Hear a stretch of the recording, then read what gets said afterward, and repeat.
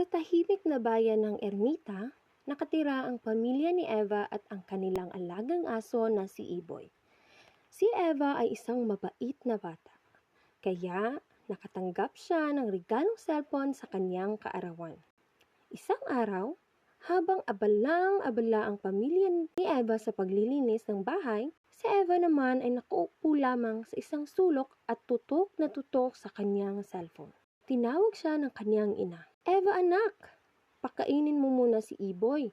May mahalaga akong inaasikaso dito. Lumipas ang ilang oras, tuluyang nakalimutan ni Eva ang inutos sa kanya.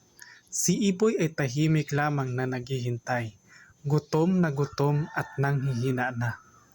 Pagsapit ng gabi, napansin ng kanyang ina si Iboy. "Eva, napakain mo ba si Iboy?" tanong nito. Biglang natigilan si Eva, doon lamang niya naalala ang utos. "Naku, sorry po mama," gulat na sagot ni Eva.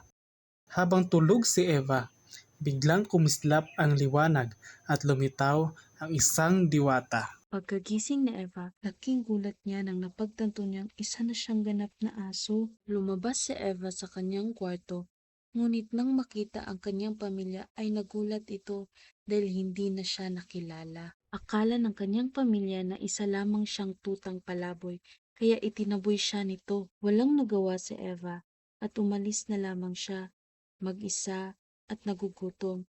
Doon lamang niya napagtanto ang hirap ng isang asong walang nag-aalaga, at dahil sa kanyang pagsisisi, biglang lumitaw ang diwata at ibinalik siya sa dati niyang anyo. Nakauwi na si Eva at humingi siya ng tawad sa kanyang mga pagkakamali. Mula noon ay natutunan ni Eva ang kanyang aral at naging responsable na siya sa kanyang mga gawain. At dito nagtatapos ang kwentong Si Eva at ang asong si Iboy.